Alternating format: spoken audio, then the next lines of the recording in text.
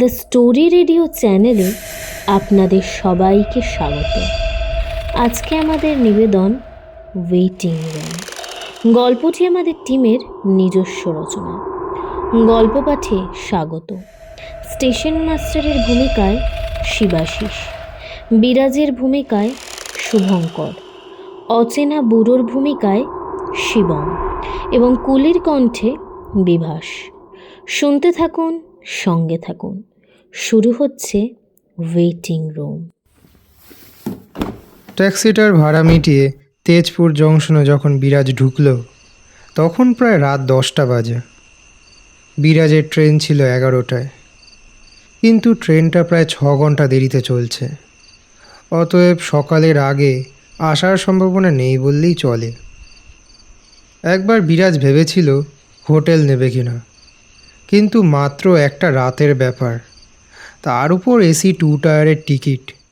Junction স্টেশনে প্রথম শ্রেণীর ওয়েটিং রুম থাকবেই, সেখানে পায়ের ওপর পা তুলে একটা রাত কাটানো বিশাল কিছু কঠিন হবে বলে মনে হয় না। এই ভেবেই স্টেশনে ঢুকছিল সে, কিন্তু হায় ভগবান, গোটা স্টেশনে একটা মাত্র ভাঙাচোরা ওয়েটিং রুম, তাতে এসি দূরের ব্যাপার, ফ্যানটাও ঠিকঠাকভাবে চলছে না। অরুণাচল প্রদেশে ঢোকার আগে তেজপুরই আসামের শেষ বড় জংশন। সেখানে এরকম অবস্থা বিরাজ একদমই আশা করেনি, কিন্তু এখন আর উপায় নেই। বিরাজ ব্যাগটা রেখে একটা বেঞ্চির ওপরে গুছিয়ে বসল। ঘরে আরও 3-4 জন এদিক ওদিকে ছড়িয়ে ছিটিয়ে বসেছিলেন, সবার নজরই নিজের ফোনের দিকে। স্টেশনে আসার পথে বিরাজও একটা ওয়েব সিরিজ দেখা শুরু করেছিল, ওটাই আবার ধরল। এক মনে দেখতে দেখতে কতক্ষণ কেটে গেছে খেয়াল নেই তার। হুঁশ ফিরল কাঁধে একটা আলতো টোকায়। তাকিয়ে দেখে একজন মাঝবয়সী ভদ্রলোক, গলায় উত্তর পূর্ব রেলওয়ের আইডি কার্ড ঝুলছে। ভদ্রলোক বললেন, নমস্কার, আমি এখানকার স্টেশন মাস্টার। আপনার ট্রেন কখন? বিরাজও প্রতি নমস্কার করে সমস্ত ঘটনা খুলে বলল। ভদ্রলোক খানিকটা চিন্তিত হয়ে বললেন, আপনি কি রাতটা এখানেই কাটাবেন ঠিক করেছেন? হ্যাঁ, কিন্তু তাতে কি কোনো অসুবিধা আছে? না, অসুবিধা ঠিক না। ভদ্রলোক একটু গলা খাকারি দিয়ে বললেন, আহাম, আসলে রাতে মাঝে মাঝেই এই লাইনে কোনো ট্রেন চলে না, তখন গোটা স্টেশনটাই সম্পূর্ণই ফাঁকা থাকে, লাইটগুলোও বেশিরভাগই। তাই বলছিলাম যদি চোর ডাকাত, যদিও আমি কোনোদিনও চোর ডাকাত নিয়ে তেমন কিছু শুনিনি, তবে সেটা ছাড়াও ভদ্রলোক এই অবধি বলেই চুপ করে গেলেন। বিরাজ জিজ্ঞেস করতে যাচ্ছিল সেটা ছাড়াও আর কি কিছু হতে পারে।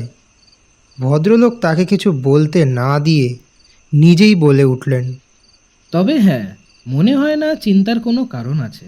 শুধু রাতেই ঘরের দরজাটা বন্ধই রাখবেন, মানে ভেতর থেকে খিল দিয়ে রাখবেন। চোর ডাকাতের জন্য না, শেয়াল কুকুরের জন্য। চারপাশের জঙ্গলে পরিবেশ, শেষবের অভাব নেই। বিরাজ কি বলবে কিছু বুঝে না পেয়ে হতভম্বের মতো ঘাড় নাড়ল। ভদ্রলোক নিজের চিন্তা ভাবনাটা কোনো রকমে লুকিয়ে পায়ে পায়ে দরজার দিকে এগিয়ে গেলেন, কিন্তু বেরোনোর ঠিক আগেই হঠাৎ কী যেন একটা মনে করে থমকে দাঁড়ালেন। তারপর ঘুরে দাঁড়িয়ে খানিক আমতা আমতা করে বললেন, আর একটা কথা ছিল। হ্যাঁ, বলুন। রাতে যদি আপনাকে ঘরের বাইরে থেকে কেউ ডাকে, তবে ভুল করেও দরজাটা খুলবেন না, তা সে যতই ছটফট করুক। এই বলেই ভদ্রলোক কোনো উত্তরের অপেক্ষা না করে হুড়মুড়িয়ে ঘর থেকে বেরিয়ে গেলেন। বিরাজ খানিকক্ষণ অবাক হয়ে তাকিয়ে তারপর আবার ঘরটার চারপাশে একবার তাকালো। এতক্ষণ খেয়ালই করেনি যে একটু আগেও ঘরে যে গুটি কয়েক লোক ছিল তাদের একজনও আর এখন এখানে নেই। আরও খানিকটা অবাক হয়ে হাতের ঘড়িটার দিকে চাইতে দেখে 12টা বেজে 5। সিরিজটা দেখতে দেখতে যে প্রায় ঘন্টাখানেক কেটে গেছে সেটা বুঝতেই পারেনি। অতঃপর করার মতো কিছু নেই দেখে আবারও অর্ধসমাপ্ত এপিসোডেই ফিরে গেল। কিন্তু ছেদ পড়ল ঠিক মিনিট 5 বাদেই। সেই স্টেশন মাস্টার আবারও। কাঁধের ব্যাগটা দেখে বোঝা গেল ভদ্রলোক বেরোচ্ছেন। প্রায় কাকুতির স্বরেই আবারও দরজাটা বন্ধ করতে বললেন। ভদ্রলোককে দেখে বেশ বোঝা যাচ্ছিল যে উনি কিছু একটা লুকোচ্ছেন, কিন্তু বিরাজ আর কিছু বলল না। উঠে দরজাটা বন্ধ করে আবারও সিরিজে মন দিল। প্রায় ঘন্টাখানেক পর 2টো এপিসোড শেষ করে কান থেকে হেডফোনটা খুলল বিরাজ। এতক্ষণ একটানা বসে থেকে কোমরটা ধরে গেছে তার। খিদেটাও বেশ পেয়েছে। আর কিছু না হোক, অন্তত 1 কাপ চা পেলেও চলে। আশেপাশে কোনো চায়ের দোকান আছে কি না ভাবতে ভাবতেই বেঞ্চ থেকে উঠে পড়ল। পায়ে পায়ে দরজার দিকে এগিয়ে দরজাটা খুলতে গিয়ে 2টো জিনিস লক্ষ্য করল সে। 1, দরজার খিলটা ভীষণই নড়বড়ে, মানে এটা দেওয়া আর না দেওয়া দুটোই সমান। আর 2, বাইরে জনমানবের সারা শব্দটুকুও নেই। একটা অদ্ভুত নিশ্ছিদ্র নীরবতা যেন চারপাশকে গ্রাস করে রেখেছে। পরক্ষণেই স্টেশন মাস্টারের সাবধানবাণীটা মনে পড়ল তার। দরজাটা খোলা আদৌ ঠিক হবে কিনা ভাবতে ভাবতে খানিকটা আপন মনেই দরজাটা খুলে ফেলল। আর তৎক্ষণাৎ বাইরের ভীষণ গাঢ় অন্ধকারটা ঘরের এই সামান্য আলোটুকু মিশিয়ে দিল। অবাক হয়ে দেখল কুয়াশা মোড়া গোটা স্টেশনে একটা টুনি লাইটও জ্বলছে না। 7-5 ভাবতে ভাবতেই প্ল্যাটফর্মের ধারটা এসে দাঁড়ালো বিরাজ। দুদিকেই অনেকটা দূরে সিগন্যালের লাল আলোর হালকা ছটা চোখে পড়ল। যাক, একটু আলোর স্পর্শটুকু তো মিলল। এমনিতে সময়টা ডিসেম্বরের শুরু। পাহাড়ি জায়গা হলেও ঠান্ডাটা এখনও বিশাল কিছু জাঁকিয়ে পড়েনি। তাই আপাতত শার্টের ওপর একটা পাতলা হুডিতেই বেশ চলে যাচ্ছে তার। স্টেশনের ওপর হাতে গোনা কয়েকটা দোকান, আর এত রাতে খুব স্বাভাবিকভাবেই সবগুলোই বন্ধ। আরও একটা অদ্ভুত ব্যাপার, গোটা স্টেশনে একটা নেড়ি কুকুরও নেই। এরকম জনমানবশূন্য স্টেশন দেখে সামান্য ভয় করতে লাগলো বিরাজের। আরও মিনিটখানেক প্ল্যাটফর্মে দাঁড়িয়ে আবার সেই ওয়েটিং রুমেই ফিরে গেল বিরাজ। ভেতরে ঢুকে দরজাটা বন্ধ করতেই একটা অদ্ভুত ব্যাপারে খানিকটা থতমত খেয়ে গেল। পরিষ্কার মনে আছে তার যে ব্যাগগুলো সে বেঞ্চের ওপরেই তুলে শুইয়ে রেখেছিল। এখন সেগুলো মাটিতে একরাশ পুরো ধুলোর মধ্যে গড়াগড়ি খাচ্ছে। পড়ে যাওয়ার কোনো সম্ভাবনাও নেই, কারণ এরকম নিশ্ছিদ্র নীরবতায় এরকম ভারী ব্যাগ নিচে পড়লে তার শব্দ ঠিকই পাওয়া যেত। খানিকটা ভ্যাবাচেকা খেয়েই পায়ে পায়ে ব্যাগগুলোর দিকে এগিয়ে গিয়ে ধুলো ঝেড়ে আবার তুলে রাখল বিরাজ। হয়তো মনের ভুল, এই ভেবেই মনকে প্রবোধ দিল সে। করার তো কিছুই নেই। অগত্যা আবারও হেডফোনটা লাগিয়ে সিরিজের পরের এপিসোডটা চালালো। কতক্ষণ হয়েছে ঠিক নেই, বোধহয় মিনিট 5 কি হবে।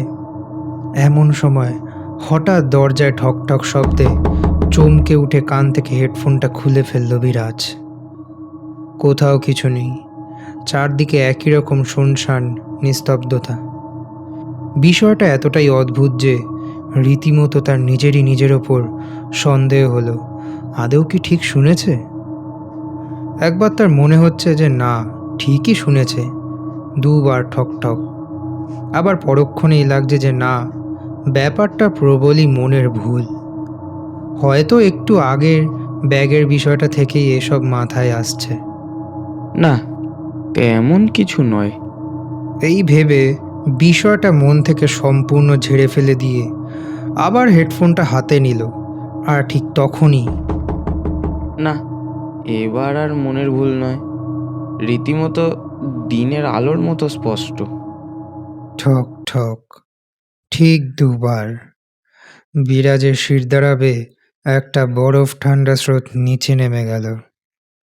কি করবে কিছু বুঝতে না পেরে খানিকক্ষণ রোবটের মতো বসে রইল।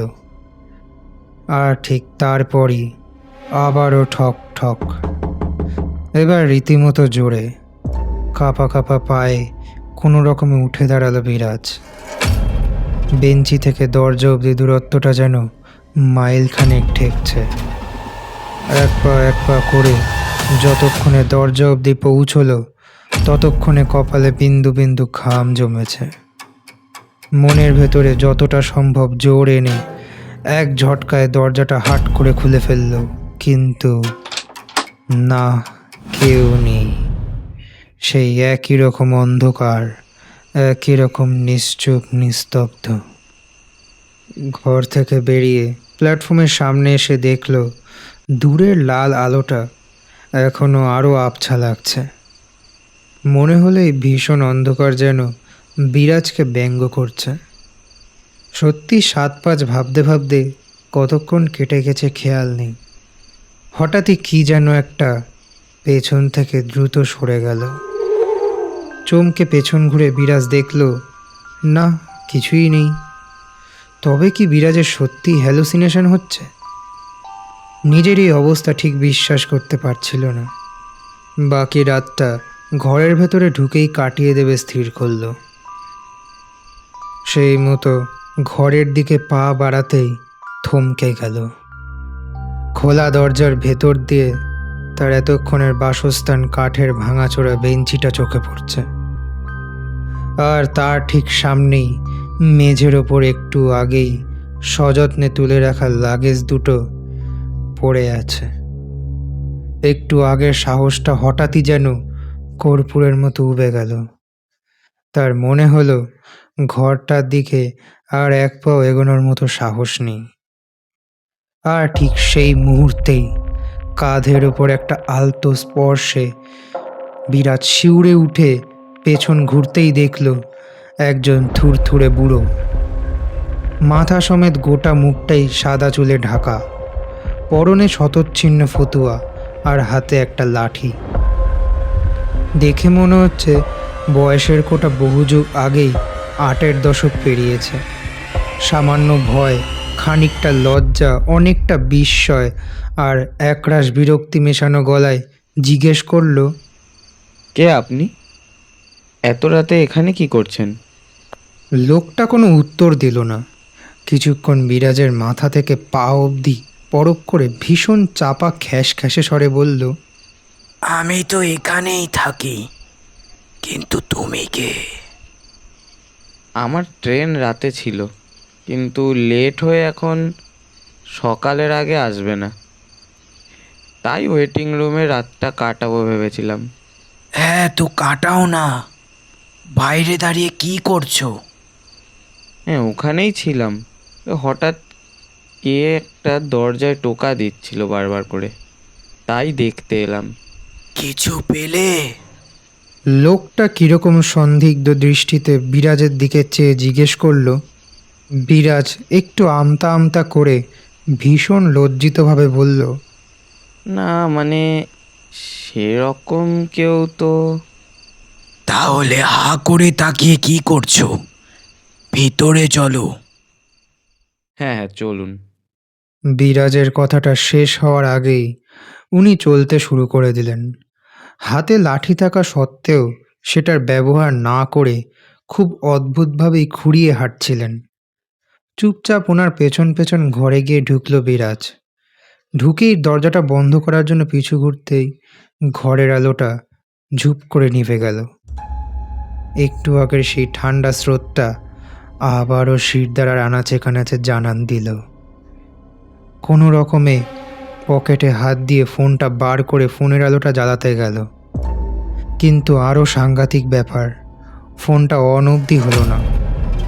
অথচ খানিক আগে পর্যন্ত তার মনে আছে 60% বেশি চার্জ ছিল। এতক্ষণে বোঝা গেল স্টেশন মাস্টার তার থেকে ঠিক কী লুকোচ্ছিল। কি করবে কিছু বুঝতে না পেরে দরজা দিয়ে বাইরে যাওয়ার চেষ্টা করতেই গাটা শিরশির করে উঠল। তার অজান্তেই দরজাটা কখন যেন বন্ধ হয়ে গেছে। বিরাজ বুঝতে পারল তার বুকের কাছটা ক্রমশই ভারী হয়ে উঠছে। ঠিক তখনই সামনে থেকে সে ভীষণ রকম গলাটা বলে উঠল, দরজার কাছে কেন? এখানে এসে বসো।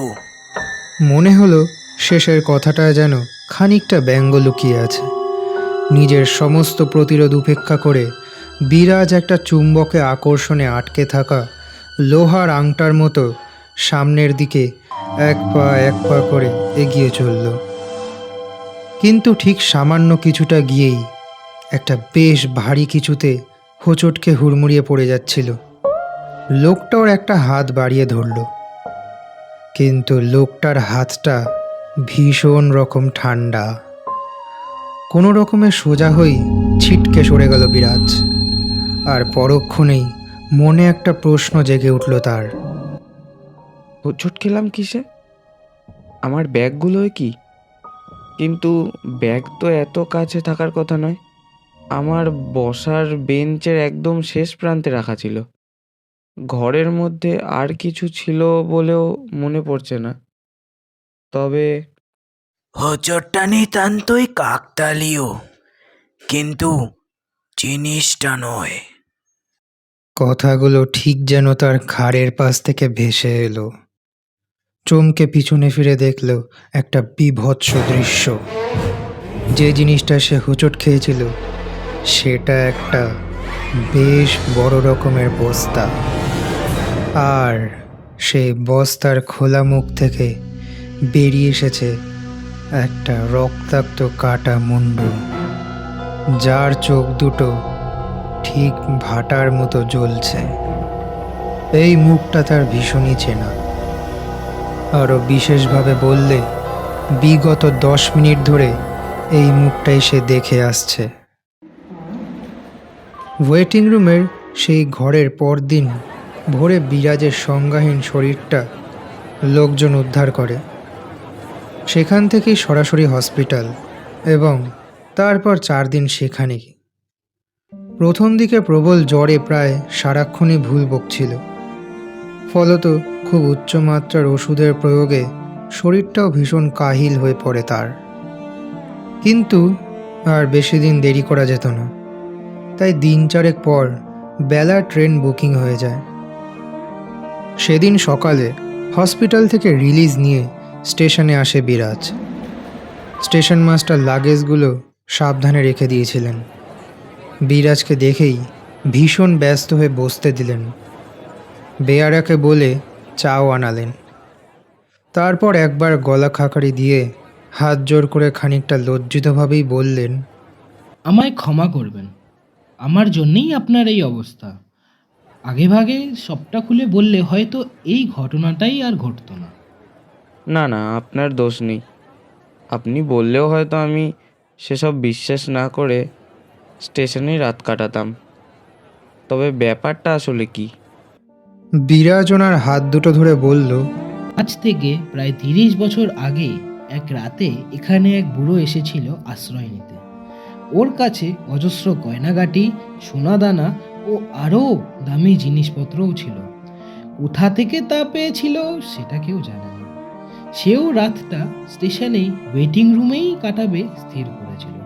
কিন্তু পরদিন সকালে তার বস্তাবন্দি লাশ ওই ওয়েটিং রুমেই পাওয়া যায়, আর তার সঙ্গে তার ব্যাগ সব উধাও। পুলিশ বছরখানেক চেষ্টা করেছিল খোঁজার, কিন্তু কাউকে ধরতে না পেরে শেষে কেস ক্লোজ করে দেয়। তারপর থেকেই ভদ্রলোকের কথা শেষ হতেই মাইকে ট্রেনের আগমনের অ্যানাউন্সমেন্ট শোনা গেল। বিরাজ আর কিছু না বলে উঠে দাঁড়ালো। ভদ্রলোককে একটা নমস্কার করে বিদায় জানিয়ে লাগেজ দুটো নিয়ে বেরিয়ে এলো। বেরিয়ে এসে একটা কুলিকে জিজ্ঞেস করলো, ভাই সাহাব, B1 কামরা কাহা আয়েগা? কুলিটা মুখ থেকে জর্দা দেওয়া পানের পিক থু করে পাশে ফেলে বলল, तो यहाँ से थोड़ा सीधा जाते ही बाहिने में एक वेटिंग रूम आएगा, वहाँ पे। কুলিটার শেষ কয়েকটা শব্দ তার কানে ঢুকলো না। এই প্রবল দিনের আলোতেও তার শরীরটা ভীষণ ভয়ে ঘামতে শুরু করেছে। চোখের সামনে বেলা 12টার রৌদ্রোজ্জ্বল দিন মুছে এখন ভেসে উঠেছে সেদিনে সে বিভীষিকাময় রাত্রি। আর সেই রাতের ভীষণ আতঙ্কের সেই ওয়েটিং রুম। শুনছিলেন ওয়েটিং রুম। গল্পটি কেমন লাগলো অবশ্যই জানাবেন কমেন্টের মাধ্যমে। ব্যাকগ্রাউন্ড মিউজিক এবং সাউন্ড এফেক্টসের পরিচালনায় বিবেক, পোস্টার এডিটিংয়ে শিবম আর সায়ন। আপনারা যদি কোনো গল্প পাঠাতে ইচ্ছুক হন তো আমাদের ডেসক্রিপশনে দেওয়া মেলে পাঠাতে পারেন। সুস্থ থাকবেন, ভালো থাকবেন। দেখা হবে পরবর্তী গল্পে।